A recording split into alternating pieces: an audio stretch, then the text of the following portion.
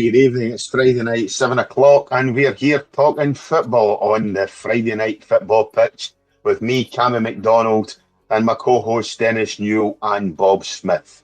Before we start, obviously go ahead, like, subscribe the podcast. You'll find us on YouTube and wherever you get any podcasts at all. So all good podcast hosting platforms, the likes of Apple Podcasts, YouTube, wherever else, Spotify as well. So go ahead, like and subscribe. As I say, we're here talking football tonight. Not a great deal to discuss other than looking back at the Scotland results over the weekend, Thursday and Sunday. We'll also be talking the Rangers managerial disaster. You know what I mean? It almost smacks of amateurism over at Ibrox. And we'll be looking ahead at this week's fixtures, probably our first proper look at the week's fixtures that we've had since really the start of the season, and we'll be discussing that as well. But as I say, good evening, first of all, to Dennis Newell. Dennis, how we doing, mate? I'm fine, Cammy. Yourself? Aye, smashing. It's been a good week. Yes, very busy with work, and it's a good week. Yeah, weather's been decent. And good evening to Bob as well. Yes, good evening, Bob. Dennis. Good to have you back with us. Obviously, it's been a few weeks since we've had you on, but obviously, I think as Rangers are the most pertinent topic of football, even though, as I say, there's not a great deal happening over at Ibrox. It's a fair shout to have you tonight, you know, to give us your viewpoint, obviously, for somebody who spent a number of years at Ibrox, certainly, you know, and that's probably the best place to start. Let's get the Rangers saga, disaster, whatever you want to call it, out in the open, and let's get that discussed first of all, Bob. Right, well, I think smacks of amateurism, it really does. You know, I don't understand why you would sack a manager who was universally unpopular and disliked and not doing the greatest of jobs, but why would you sack him with no ready-made or available replacement, Bob? Well, I think that, first of all, good evening again to you, Cammy, that the way things have went with them, they presumed an awful lot with Russell Martin. I'd interviewed him and I'd spoken to him actually a week after that had happened as well. And what he had in his, persona, if you like, is the ability to be able to take it on the chin and very quickly come back. That was a skill that he had. It wasn't on the football part. The skill was that you hit him with patter, boy, he could top an answer. And that tended to be the thing that threw the press out the way, rather than them being able to get him very, very early on and talk about, wait a minute, we're talking about what's happening on the park. What's happening under your watch? Are you improving it? Are there any forecasts that can be made in the next 2 or 3 weeks that can at least give the fans some bit of hope? But, the biggest thing of the lot, the most nuisance factor, I'm sure, and credit to the three of us, we haven't mentioned his name until just now, was Steven Gerrard, because it was all over bar, everything else with him supposedly coming to the club. And the situation behind the scenes, it was patently obvious, and I know Dennis will come into this and talk on it as well, that when you buy something like 11 players, I think 9 were bought, there's 2 or 3 that were obviously on loans, etc., etc. These players, if any new manager comes in, whether it's Gerrard or not, but Gerrard knew exactly why he was coming back. He knew what the expectations of the fans were, but he also had a heads up on the performances of these players. And he knew right away he was under the cosh. He would have to produce a result within maybe 2 games. But these players that are there, they're going to be there for the next 2.5 to 3 years. And you can be sure behind the scenes, other folk are speaking to him to sort of say, well, a bit of caution here. Yeah, great to have you back. But bottom line is the bottom line. And from the perspective of you immediately turning things around, it just wouldn't happen. Look at the younger players that were part of the so-called team that have to go in there and try and perform, try and lead. They're trying to get their own game together, never mind trying to lead segments of the team. So from the point of view, the playing side of things was never thought out the way it should have, because you want players to go in there, players to lead, players to impress, and these boys couldn't do it. Yeah, Dennis, Bob brings up players there and is a major reason why Gerrard knocked back the offer of the club. Is it the players or is it off the pitch? Is it the fact that he's going to have to be working for people who just don't seem to have a clue on how to run a football club, the likes of the Thelwells, you know, and there's two of them there now. You know, is that the problem why Gerrard decided that he wasn't wanting to take the Rangers job? Well, we really know. Only Steven Gerrard will tell you that. I think somewhere along the line, there was maybe the fact that it would be an easy option on something that should have been looked at months ago when the appointment was made and realised that Russell Martin was not the right fit for the club. They should have then have been looking for a manager and have spoke to them the way things go, and he should have been placed by now. Rather than I would make an assumption here and say that Steven Gerrard would be a good fit for the club. Was that the tabloids or was it supporters that were making their mind up for a board that seemed disjointed? And I just look at the whole structure of this. Now, before we came on air, I said to you, I looked up the board of directors' background, and it's astonishing. The education and the knowledge these people have in the world is quite frightening. And I mean that. If anybody gets a chance, read through the board of directors and almost a description of what they've done in their history of their careers, etc. And it's amazing, absolutely amazing. But what I couldn't pick out and dissect was one person that had kicked a ball in earnest. And that's a big problem because I don't think any of that board of directors can identify a player. And there's where a problem lies. Before we finish on Gerrard not taking the job, but if they don't know much about the game, but business, you'd absolutely be amazed at what they can do. But from a football point of view, I don't think they've got any knowledge. Now, I know they've been at Leeds, they've been successful, but how much part did they really play in that? Did that fall into their hands because the right people were in place there? I forward to this thing, and I watch because obviously people with my company here, there's directors, and I always found sometimes in the past, they drove about with a car, and on the front of the windscreen it said, "Make me look good." That was for the people below them. And that is true in some of the top boys that I have actually worked with over the years, present company excluded in that. But the fact that the matter is that they have not been able to get that right in a lot of ways. One, the assumption, and I'll take that as an assumption, that you're going to get Gerrard to come back. Gerrard, I don't think, is a daft day, but he's probably looked at that squad, and we said this anyway, that he's thought, how do I come in there and rectify these guys when it's not a matter of a manager? It's a matter of the players that were signed and allowed to be signed. And Russell Martin obviously proved that he had no knowledge of decent players. And I'll go back to the £8 million they spent for the ex-Everton player. And the board of directors, and we covered this in depth last week or the week before, that basically you've got to sit down and look at that. And if any of that board of directors, with all their knowledge and experience and intelligence, could sit there and say, a guy that's scored 6 goals since 2021 is worth £8 million, there's something drastically wrong. Or is £8 million just like sweetie money to them because they're so far up the tree in finance that it means it's a drop in the ocean? I'm sorry, it's a massive amount of money, no matter what level you're at. So they've had a flop in that one. The manager was a flop because I said for day one it wasn't a good fit, and it proved the point. Now what you're looking at is Steven Gerrard knocking them back and saying, no, it's not for him. Well, he's maybe said, I need money to fix this. And I'll tell you what, the earliest fix you would have in that is January. There's a lot of damage can be done to a manager between now and January. If they continue in the same vein, they might get a quick impact, maybe 1 or 2 games, but the quality is not there to take them to the next level. And that's where I feel no matter who comes in, it's going to be a tough shift, a real nightmare of a shift to come in there and get this lot to play because they're not good enough. There's 13 players signed and they're just not good enough. You're looking at Raskin, who was an average player in a poor team. Now he's a good player in a dreadful team. And the reason being, they've nobody else. They've hauled him out of what would probably have been an area where he wasn't playing every week. He was no bad. But now he seems to be the best of a bad lot.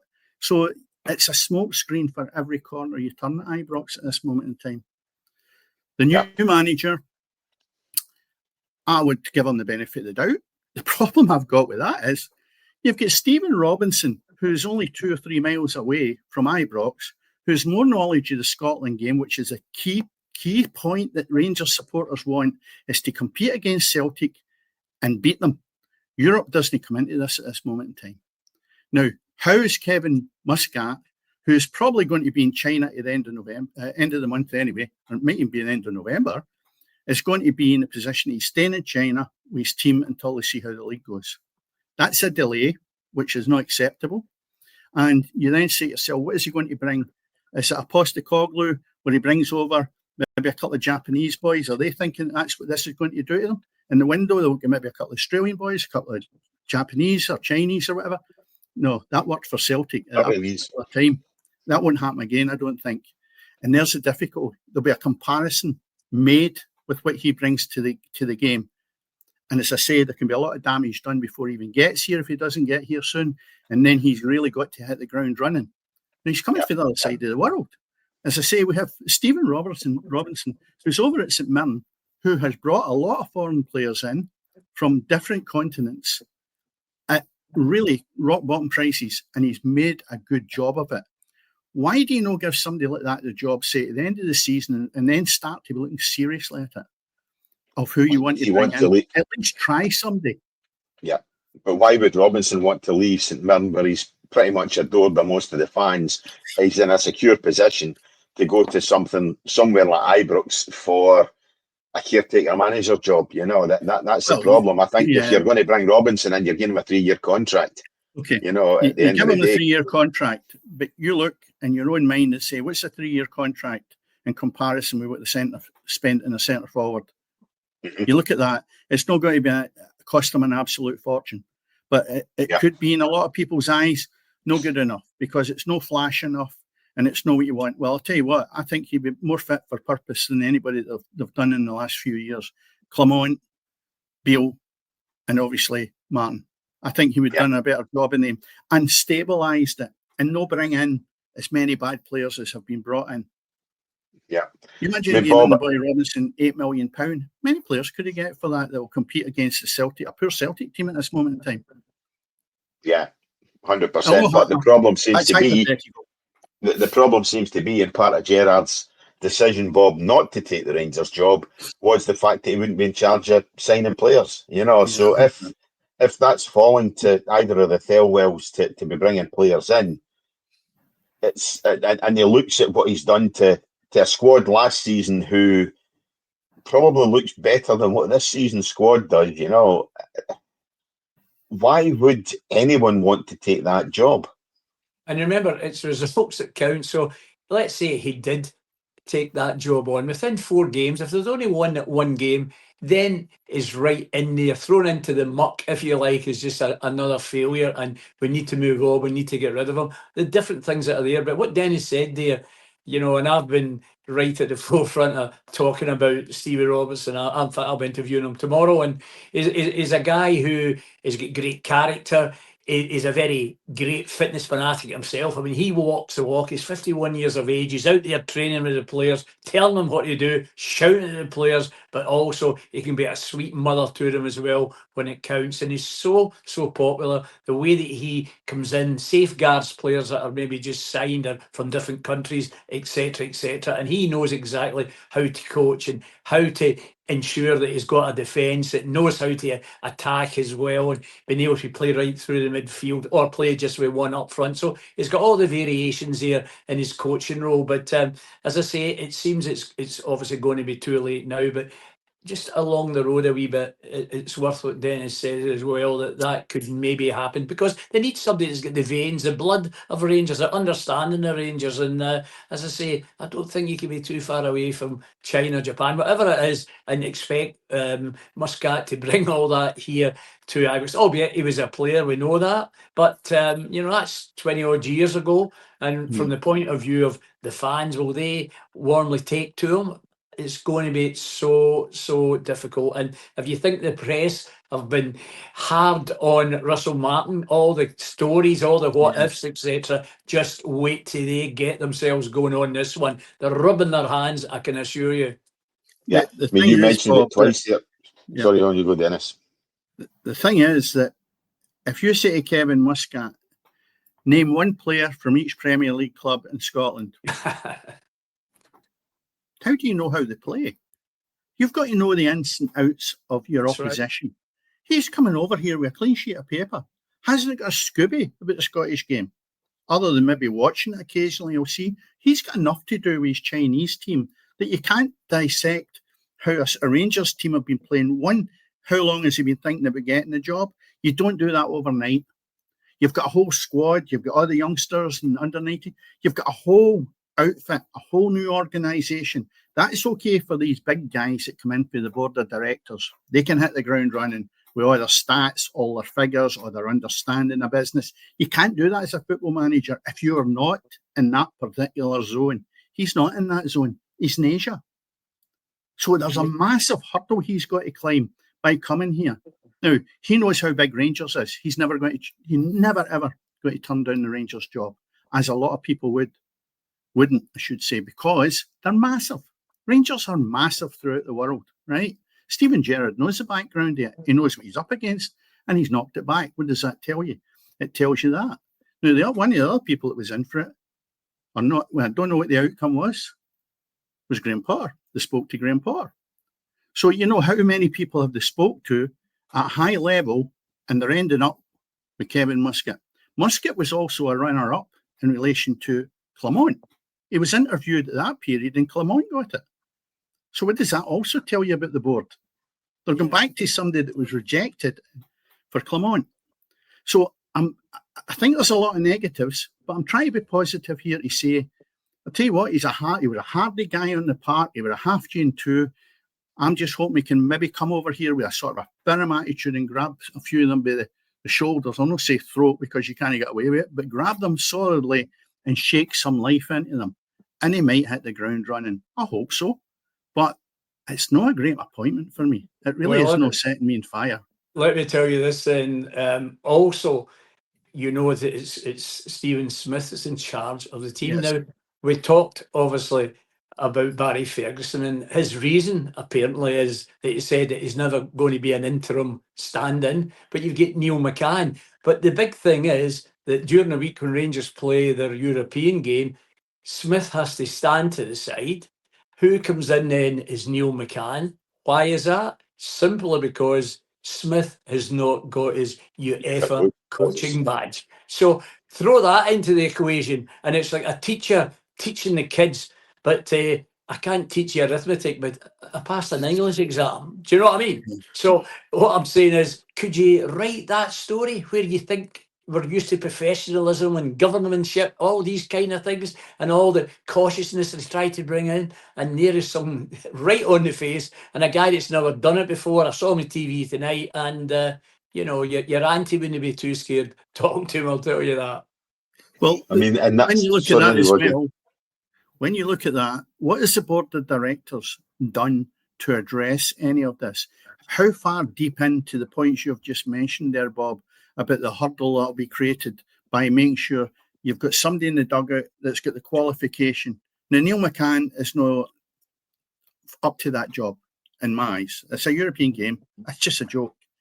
But the bottom line is, he's maybe the only one that's going to be there. That's right. What have they done beforehand in the points you've just picked up there to look into that and say, is everything okay for next week's game? No. And I go back to it again. They do not seem to understand how football is run. But as I said to you before we came in here, they've got enough behind them that would get us to the moon. But they haven't got enough to go across the other side of Glasgow and beat Celtic. And that sums them up. Start and finish, yes, without a shadow of a doubt. And it'll be interesting to see what sort of leeway over the next 2 or 3 weeks, or will the fans be patient? Will they be good enough? Will they be rigid enough? I think the word is, to await the arrival of Muscat, So a month is quite a long time, given, in fact, I think the Celtic game's kicking around just about that as well. You might have got the Celtic result. So can you imagine going into that semi-final with a limp behind the scenes team? Never mind what happens on the park. So many ifs and buts, Dennis. And it's just a hard time. How long and how much breathing space do you give Rangers when they've got other fixtures coming up? Right, so we've got Dundee United tomorrow. They've then got Brann, team from Bergen, I think, in Norway. That's right, yeah. And they're away. They've then got Kilmarnock, who Stuart Kettlewell has really got them doing well. Whether they can go to Ibrox or put their artificial surface would be questionable. Then Hibs, firing hot and cold. Yeah. And that's the month of October. So there's 2-4. Now, who's going to be in charge of them? Who's going to be in charge of the 4 games? So there's a question. Right, who wants to be in charge, maybe, yeah. Yeah, but then you look at the 2nd of November. Yeah, but you look at the 2nd of November, you've got the League Cup semi-final on the 2nd of November. What a massive christening that would be for Muscat to come into. Because I'm not sure if is it the end of October or the end of November he would be available. Either way, somebody might have to go to the semi-final of the League Cup and play Celtic. Then you've got Roma on the 6th of November. That's right. Dundee, they should manage okay in the 9th of November. Then they've got Livingston, 22nd, maybe okay. Maybe he knows the fixtures and he's no daft, he's hanging about. Then you look at Sporting Braga on the 27th of November. And without going any further than that, Rangers are playing Falkirk on the 30th of November. So, challenging. It's not an easy task for whoever comes in here. Totally. No breathing space at all. No. No breathing space. And as I say, it's where they go. And who behind the scenes is going to step out and talk between now and then, Dennis, on the basis of this is a way that we're going? It can only and surely be, the chairman of the club. I don't know if the chief exec's up to it. I think he's under extreme pressure behind the scenes. Stuart's getting a real doing, apparently. And his outlook, even the way he watches and ponders a game, they're talking behind the scenes about that as well. Not a smile from the man. He's got quite a fearful look about him. And I don't think the results are causing that either, So strange appointments altogether, Dennis and Cammy. I don't know if I'm just alone in November, Dennis. Sorry? 22nd of November is when Muscat's expected in Glasgow. Right. So you're talking then the Saturday, you'll not take activity in that game. That's against Livingston. Then you look at Sporting Braga. I wouldn't hold my breath in that one. Then they've got Falkirk at Ibrox. Well, you would assume that they would be able to overcome that game. And then when you get into, we'll run it up to Christmas. You've got Dundee United up at Tannadice on the 3rd of December. 6th of December is Kilmarnock down the artificial surface. So difficult. And Ferris on the 11th of December. 14th of December is Rangers Hibs. 20th of December is Hearts and Rangers. And the 27th of December is Motherwell. Then just before the turn of the year, you've got St Mirren at home, Rangers. Yeah. The thing I was going to say was, has anyone from that board of directors came on television and explained the reasons behind why they weren't able to secure Steven Gerrard, who they were speaking to, as in numbers rather than individual names, and why they decided they were going to give the job to Kevin Muscat, with press that were quite willing to be asking questions and say, what's his attributes? What is he going to bring to the Scottish game when, in actual fact, he probably doesn't, as I mentioned earlier, be able to name 2 or 3 players that play in the Premier League in Scotland. Bang on. They're things that the board of directors should be able to be asked and also to answer. They're almost like hiding themselves under the table because they don't have the answers. Yeah. No, you're correct. But for the general person, the general public that supports Rangers and pay good money into that club, I think they're really being shortchanged because 100%. There's nobody at the helm, there's nobody driving the bus. They're all sitting there, having paid their ticket, and there's no driver. And you don't know when that next corner comes up, you're going to crash. All you need is somebody to come on the bus and say, it's okay, we've got it under control, and we'll be stopping shortly, and then we'll get the driver in and we'll go ahead. Nothing. Not a thing. The bus isn't going anywhere for 6 weeks. There's a sort of other aside as well. The other aside is that we know that Scotland got the big game against Denmark. Now, usually you had a Scotland side with 2 / maybe 3 players. You'll be lucky to get one in it. But what I'm saying is, can you imagine then a poor start by the new manager with Rangers, and at the same time Scotland falling, on its feet against Denmark.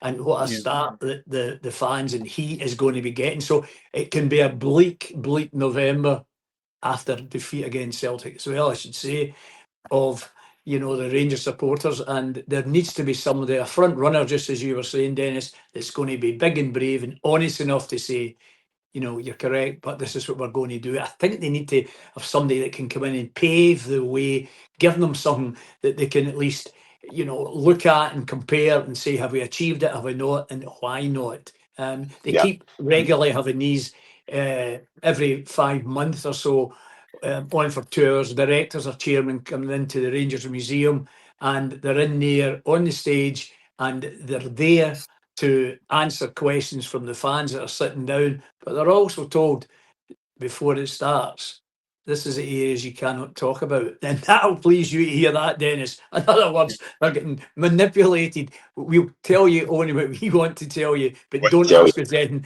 that's not an easy answer kind of thing. Yeah, but if you look at it, Cammy, just before you finish on that, you're saying that Muscat is not going to be joining the club to the 22nd of November. 22nd of November, yep. Right, okay. Now, the game before when the Chinese league season, he's unlikely to be allowed to leave the defending Chinese champions before the end of the campaign on November the 22nd. Right. So if the Chinese league campaign ends then. Right. Here's another issue with this. Rangers on the 9th of November play Dundee up at Dens Park. That's the Sunday.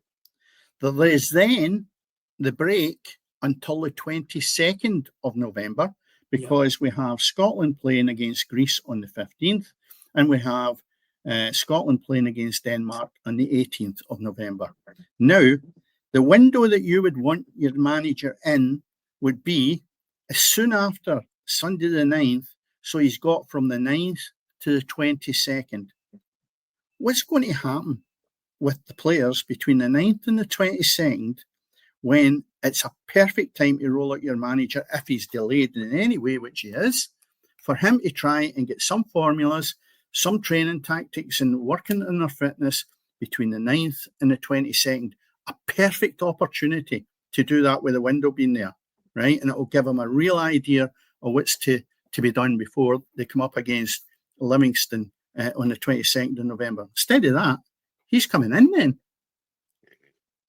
I just can't get it. The Chinese campaign ends on the 22nd of November. So if they're still involved right up to the last day is the 22nd of November, you're not getting for China and acclimatising yourself with the situation in Scotland, etc. You know what I mean? So you're probably talking about the week after that before he's the Rangers manager officially. But so Neil McCann up until then. Yeah, but you might also find, gents, that I think they've just got a slight lead just now. Should that lead extend, they might let him do a deal to get away early, but it's still going to cost the Rangers the money to do that. And it might suit him as well, getting away early, because A, they've won the league, and secondly, it gives them a chance to be there earlier, particularly during that week where Scotland are playing the double header. So I could expect to see a bit of movement, you know, during that Scotland week, and that might well be the thing. But given that they need to maybe win their games over in China, so he wins the league and then disappears before the trophy presentation. That's right. Don't see that one. You know, we know what managers are like with egos and things like that. He'll want to hang about and get the trophy and the medal and everything else. But moving away for Rangers, we've spent half an hour. They're depressing, not just for ourselves, but obviously any listeners as well. Let's make it even more depressing and look at Scotland's, not so much their results, but certainly their performances last week. And the 3-1 victory against Greece. We discussed that last Friday, Dennis, but I don't think the performance of Belarus on the Sunday was any better, but they got the result. Results went for them, I think, as well, with the Danes beating Greece. Yeah. So Scotland at least guaranteed a playoff for that World Cup spot.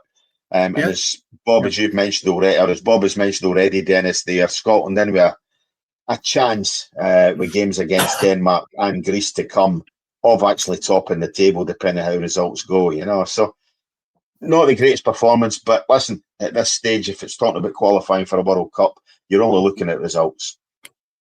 without a doubt, brilliant. 6 points, can't ask for any more. The performances I would take at this moment in time, my worry is, if they continue in the same vein as they're doing, they'll get wiped out with Greece and Denmark. Greece are not a bad team. On that particular night, Greece just didn't turn up. I don't think they're that bad. I know they've had a couple of doings along the way, but at the same time, I think Greece is decent, right? And that's my worry. Then you come up against Denmark, who'll probably have won the whole thing by then.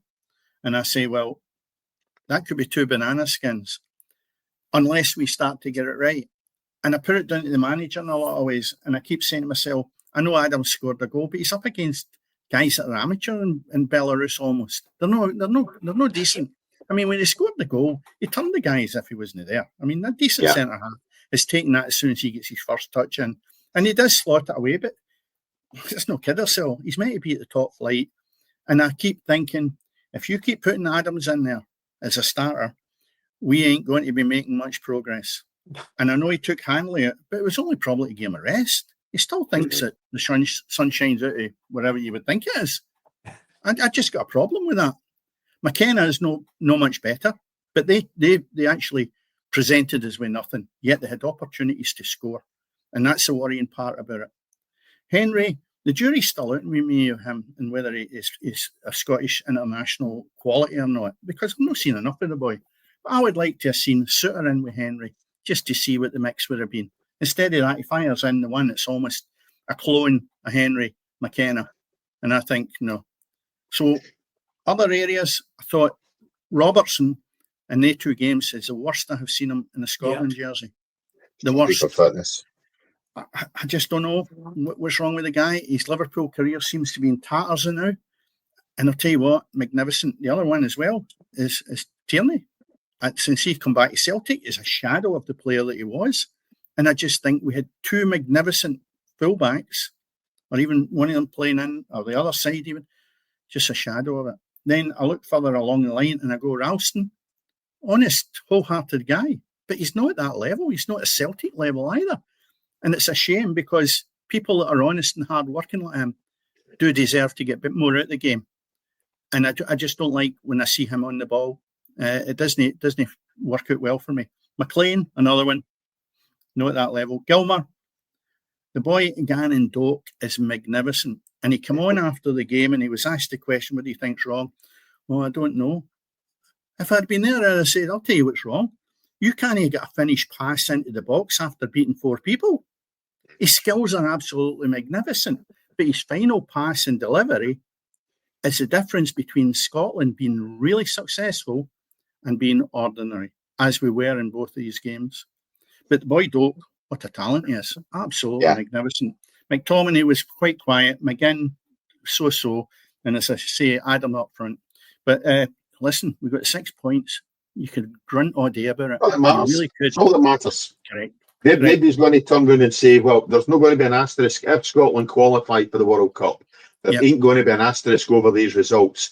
You know, Scotland get the win. As Hugh Conor says last week, Scotland get the win, but they didn't play very well. You know, so at this point in time, how you win doesn't matter. You know, it's getting there. It's important. But to take you up on your point, Dennis, or to mention your point again, you're saying obviously if Scotland lose to Greece and the Danes beat Belarus, that the Danes will have won it. But Denmark are still going to come to Scotland, and I would imagine that the head-to-head, you know, so if both sides, if for instance, what we say happens, Scotland lose to Greece, the Danes beat Belarus, so that'll put the Danes on 13, Scotland will still be in 10. Yeah. But the following week, then you've got Scotland against Denmark, or during the week. If Scotland win that game, they'll be in 13, and then the head-to-head, they'll actually be ahead of the Danes following a victory, you know. So I think it's still all to play for between the two sides here. I think we've still got to turn up. And I'll tell you what, if you're Greece, Scotland are the favourites in that match. Because Scotland have got... We're favourites because we can have a wee bit more of a comfort knowing we've not got to win it the same way Greece has. And that's the bonus. Greece are finished. The group's done. Yep. You know, that's the thing. Greece can't catch us. No, but what I'm saying to you is that Greece have got a lot to play for. Scotland have tons to play for, but I think we can be a wee bit more relaxed without being too careless. the two performances we've had will not get us there the same way we would think, because if you get to the playoffs, you've still got another couple of games. And that is where I think our hurdle could be. I really want us to win the group. And I think if we could just turn up a little bit more than we've done, we can beat the two teams that are coming up. Without any question of doubt. Well, you've already beat Greece on the back of a poor performance, and you've already gone to Denmark and got nothing each draw. So in all honesty, there's nothing that Scotland should be scared of. They've shown that they can compete with both sides. But again, that's all to be decided this time next month, and we can only see what happens within that. Bob, any thoughts on the other nights, on last week's result? I would say it's sort of ditto on what Dennis has said, but there's no doubt at all. You look at Shea Adams and a one-trick pony, that ball goes past him. He can do nothing. Put the ball at his feet, he'll use his shoulders and knees, and he'll do to try and block it. But, you know, in terms of somebody that you rely on that's got that sort of energetic bit about them, expecting deep breaths, hey, something's going to happen here. But all he tries to do is lay off and then run into a position, hopefully to be able to head the ball into the back of the net. But, when you look at Dykes as well, what a poor couple of games that he's had. And if you're ever going to play a good game, it'd be against Belarus, surely.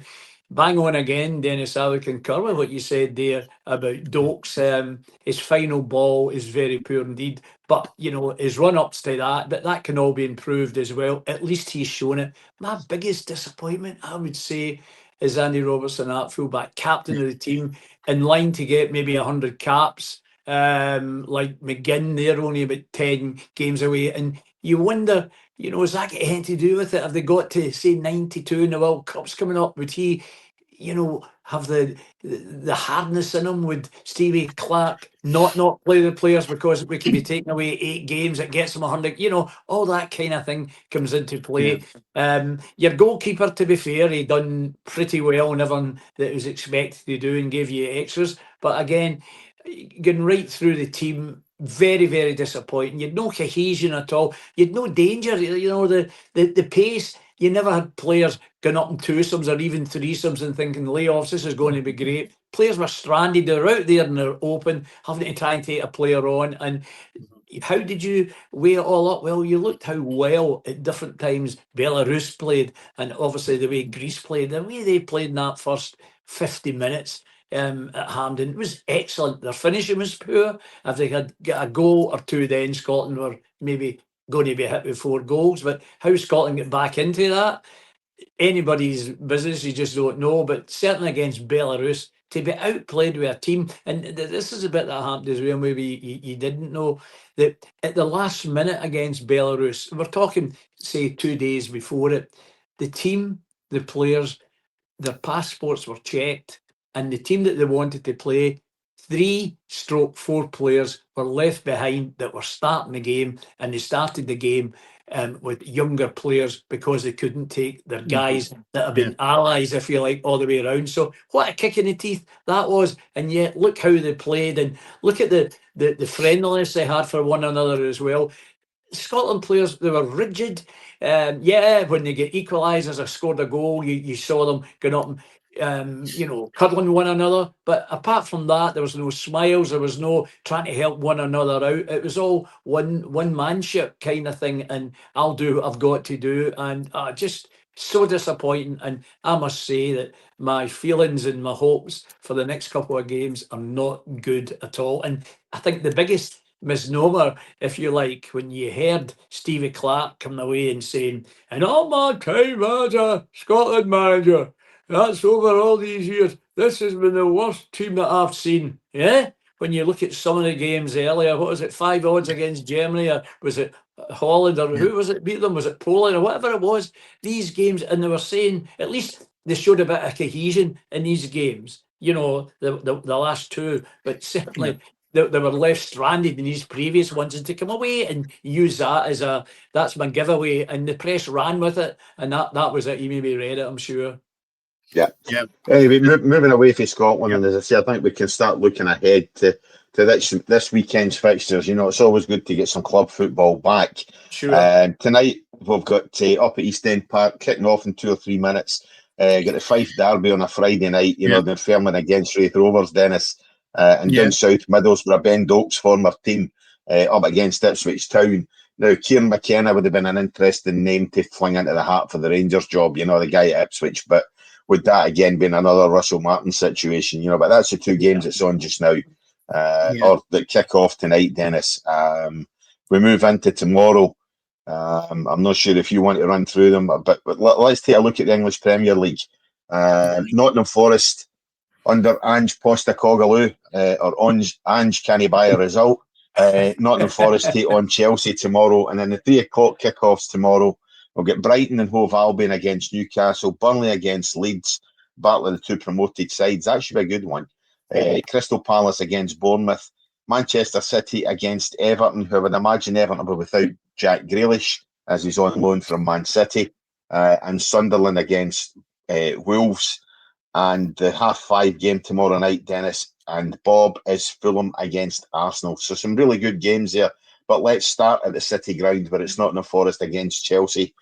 Ange Postecoglou's set umpteen records at Nottingham Forest. I think they've gone now 7 or 8 games without a victory, and that's certainly the most that Forest have gone in their time. Big Ange is having a nightmare, Dennis, as you know. Yep, that's just looking at the last half dozen games, he's drawn 2 and lost the rest. So you say to yourself, when is he going to turn the corner? This is a great opportunity for him to prove that it wasn't him, it was Tottenham were the stumbling block. Yeah. There's sometimes in life the grass is always greener, and when you get the lure of the English Premiership, and we know that with Graham Potter and Billy Reid going to Chelsea, you can't avoid the lure of these massive clubs. And when you get the sack at Tottenham, you want to stay in the Premier League, and it seemed to be a good fit because he knows the people at the top of the tree there, and you would assume he can hit the ground running there because he knows what the Nottingham Forest players are like, and they're a decent outfit. He's not doing it. Well, that's when you turn around and you say, the grass is always greener, and should he have left Celtic? No, because that team that he brought together at Celtic has been dismantled by Brendan Rodgers, and they're shocking. So it may well be that before you know too long, Rodgers is at the door and he comes back to Parkhead, because I don't think he'd done a bad job at Parkhead. But when you go to the big boys down in the Premier League, it's a different kettle of fish. You need to adapt to what that style of football is, and he's not been able to do it. And that's where it'll kill him. So he could certainly lose his job before Christmas if he can't turn the corner. And these fixtures, none of them are easy in the Premier League. And certainly tomorrow, it's not an easy one against Chelsea, because they're absolutely flying. And I know they're sitting in 7th position, and they've had a couple of defeats and a draw. But at the same time, I think he's got his work cut out of that match. Yeah, definitely. Looking again at other games tomorrow, the game that really intrigues me is Palace against Bournemouth. Palace have been absolutely outstanding this season. Great, yeah. Lost their first game of the season against Everton a couple of weeks ago. Bournemouth, as I say, Ben Doak, both of you have waxed lyrical about him. He's doing a cracking job at Bournemouth since his transfer from Borough, as I said.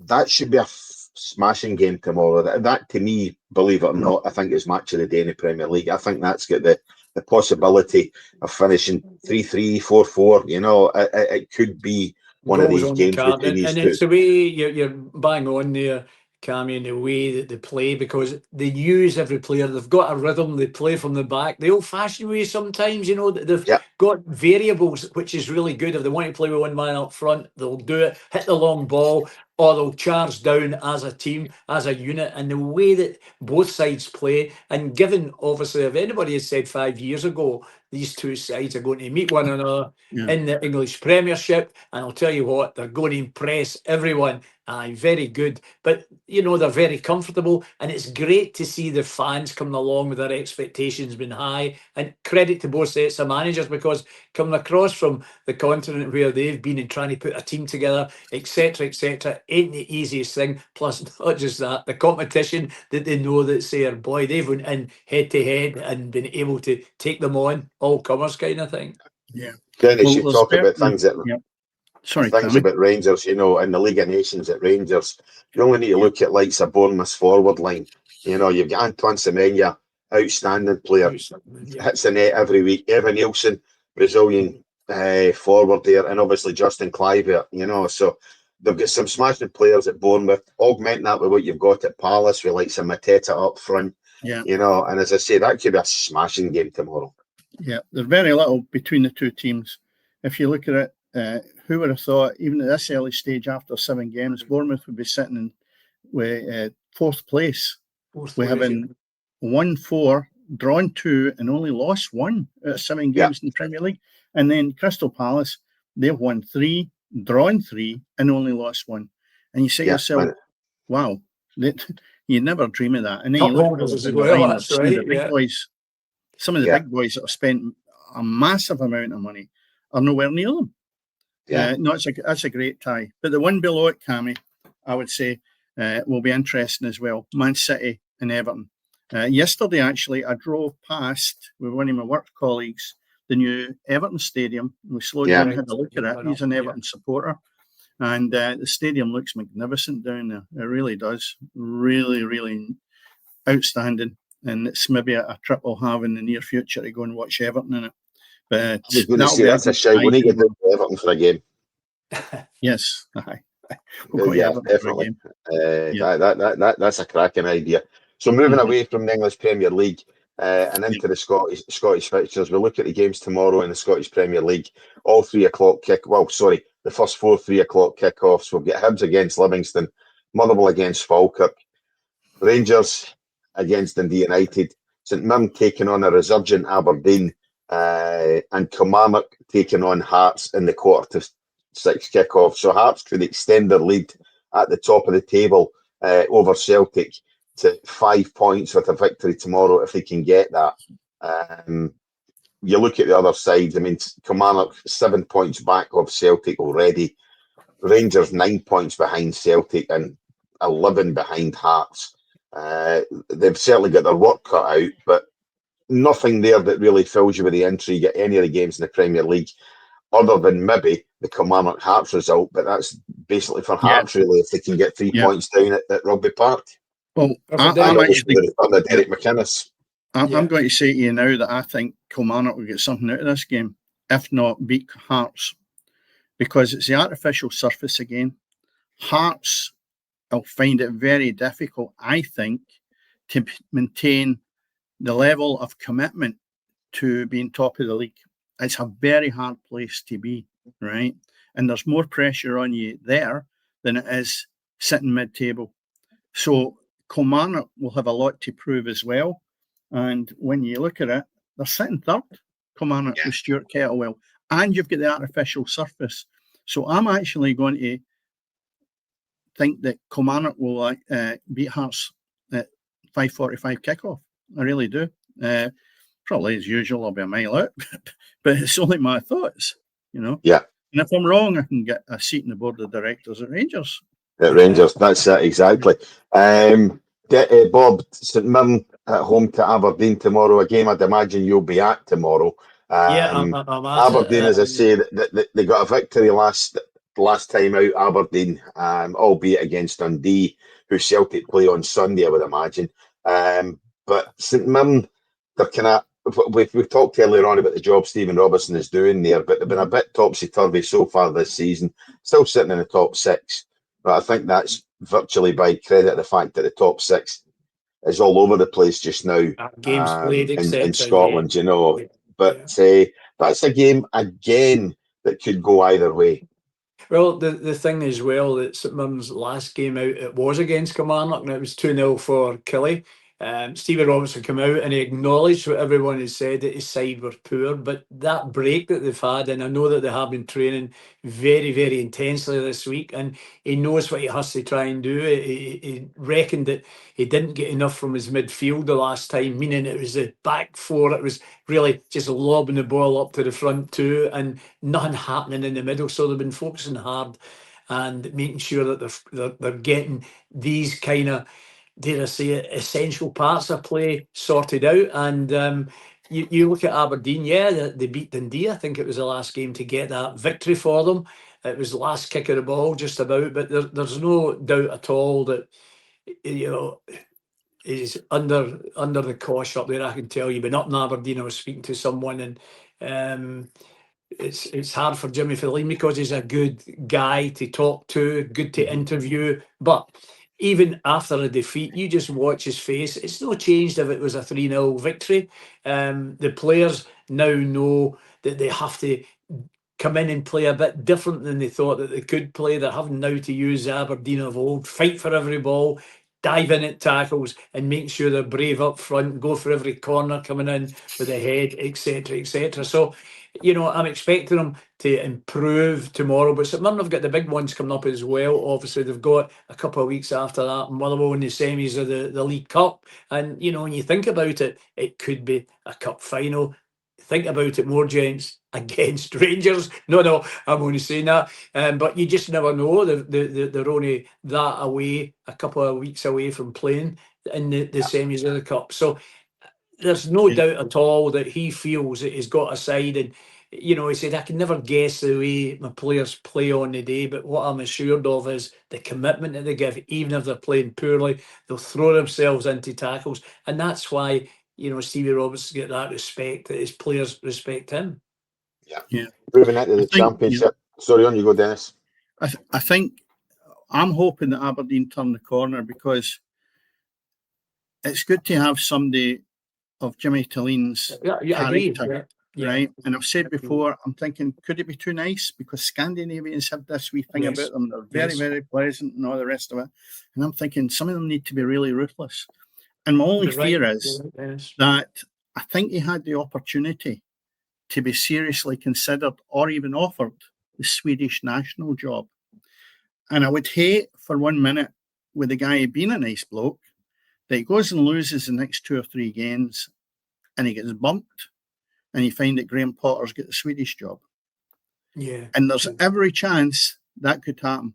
But I'll tell you what, he must have been tossing a coin when he decided, no, he wants to be at Aberdeen. And good luck to him on that front, because he has been backed. I think, like last year, he had a magnificent run at the start and a dreadful run at the end. That's right. If he hadn't won the Scottish Cup, I think he may have been let go. And with the start he's had now, I think he could probably have been away maybe a couple of weeks ago. But they have kept with him. And I think there was more battling qualities with the last game they had. I had a look at them and I thought, that's a bit better. Yes, right, let's continue in that vein. Now, I'm hoping they do pick up, because I want to see him continue in Scottish football rather than being out of job and have knocked back a Swedish job and he's standing there going, what have I done? Through being loyal. Through being loyal. So let's hope he can get a result in the next couple of games. Yeah. Moving into the Championship, it's Arbroath against St Johnstone, Ayr United taking on Morton, Partick Thistle against Ross County. That's normally a Championship Premier League playoff game, but it's not tomorrow. That's right. And Queen's Park down at Lesser Hampden taking on Airdrie. St Johnstone pretty much cruising at the top of the Championship just now. A couple of draws, I've seen them drop back a wee bit to the pack, but Ross County, they kind of seem to have turned the corner again, so they go to Firhill tomorrow. I would expect Ross County to get something from that. Ayr United against Morton. Ayr United have drawn a lot of games, as have Morton, so let's put your money on that finishing all square tomorrow. And Queen's Park against Airdrie, again, that's a game that could go either way. When we move into League One, nothing really here. Games on Tuesday as well, Cammy.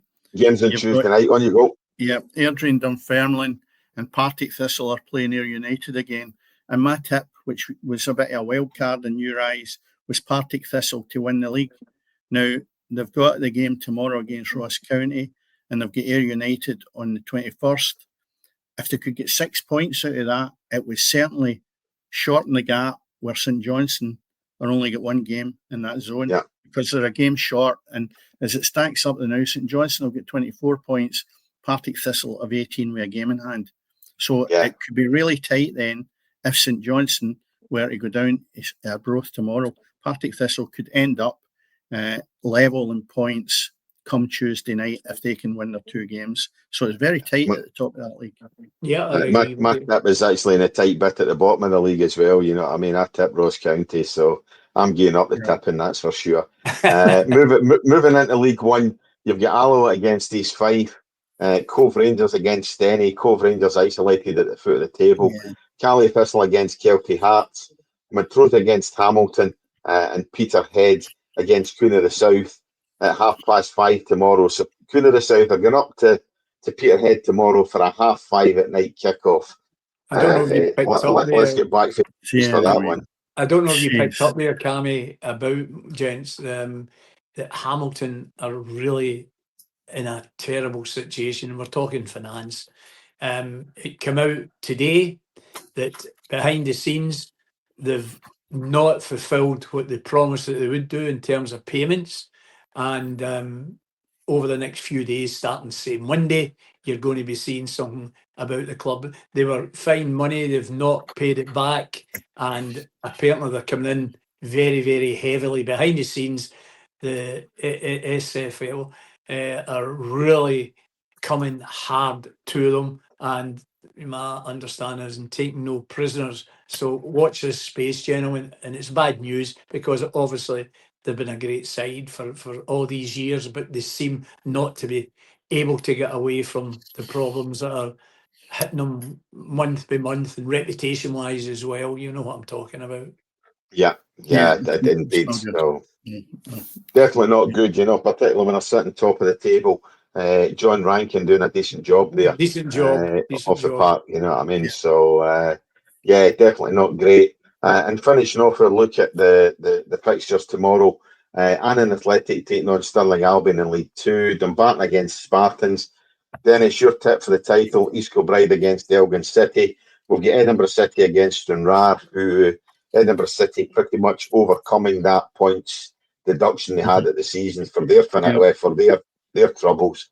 And the 3:00 game up at Station Park. My tips for the title, Forfar taking on the surprise side of the season so far in Clyde, or one of the two surprise sides. Obviously Spartan, who are leading that table, probably the other surprise side as well, So we look at that league. You've got Spartans atop on 18, 3 points behind them, East Kilbride. 2 points further back is Clyde, and 2 points further back are Stirling Albion, Forfar, and Annan Athletic, who have recovered obviously from the 6-0 drubbing handed out at the hands of Clyde a few weeks ago. At the bottom of the table, Edinburgh City, following that 15-point deduction, are now on parity. They're sitting 0 points or nil plan behind Stranraer on 5. So we did think Elgin City could make up that points deficit because they're a decent side there, Dennis. And so it's proved to be. They've 4 wins, 3 victories, and 2 defeats. So fair play to the guys in charge at Edinburgh City.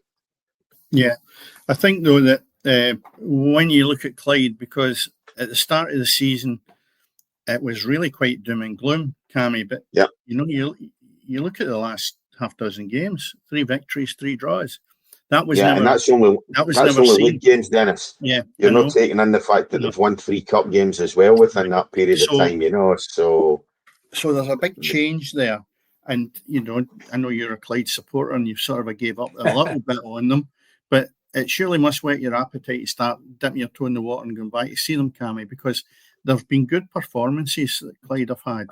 And I know you're not going to go up to Forfar, but at the same time, you do look at it and you say to yourself, hey, wait a minute, they're not too bad at this moment in time.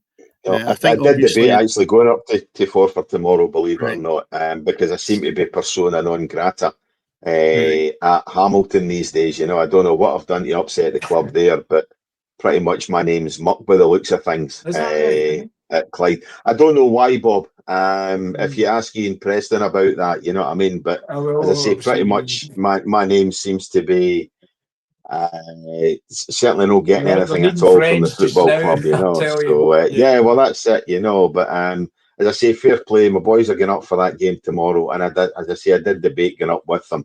But it's too cold for me getting a few times. You have battered them a few times. No, I've given an honest opinion, Dennis. I think. I know that, but it's called battering them. Right, well, that's that, But I mean, that's at the end of the day, it's an honest opinion, I know, I agree with which you. Which is what I've given. No, I know that, I know. But no, I mean, they've turned things round. They certainly seem to have turned a corner. And as I say, Darren Young I think in terms of that's 8 games, I think now Clyde unbeaten if you take in the fixtures from the Mickey Mouse Cup competition as well, the whatever the hell we're calling the Challenge Cup these days. And okay, a couple of them are against Premier League B teams in the shape of Motherwell, Kilmarnock. But they certainly seem to have turned a corner. They fought back last time out against East Kilbride, as I say, 2-0 down with 10, 12 minutes to go. Fought back, got two each draw out of that game. So they go to the final whistle. Certainly play to the end. As I say, I would expect Clyde to at least now be getting a playoff spot. So let's see if that wee bit was it. Everybody talking about the club actually cleans my name up a wee bit. Well, the thing as well, Cammy, is if you can get a result against Forfar tomorrow, you're then looking at the following Saturday, which is the second round of the Scottish Cup, and you're at home to Annan. Now, Annan's doing decent now. They're good. Yeah, they're doing okay. They've won their last 2 games, lost 4 before that. But if you can get a result tomorrow, Annan having to travel up to Clyde's home ground the following week for the Scottish Cup, you've got to be favourites in that. And that, tell you what, that gets you into... You make a lot of progress if you can get into the third round of the Scottish Cup as well as your league position. So, there's a lot going on with Clyde at this moment in time. They've got to be applauded for it. Yeah, a lot to be positive about it, certainly. But as I say, I don't know what I've done to upset the club. But as I say, my name does seem to be a persona non grata at Clyde FC just now. So we can only see what happens in the future with that one. But anyway, that brings us to the end of the show tonight. Thank you very, very much, as I say, to you guys. If anybody's listening, anybody catching this in the podcast later on in the week, go ahead, please like, subscribe. It's all one listening, but as I say, like and subscribe to the show. It does help us out a great deal and helps out that algorithm on YouTube. Thanks as always to my 2 co-hosts, to Bob Smith. Thanks, Bob, for popping in again tonight. It's always good value.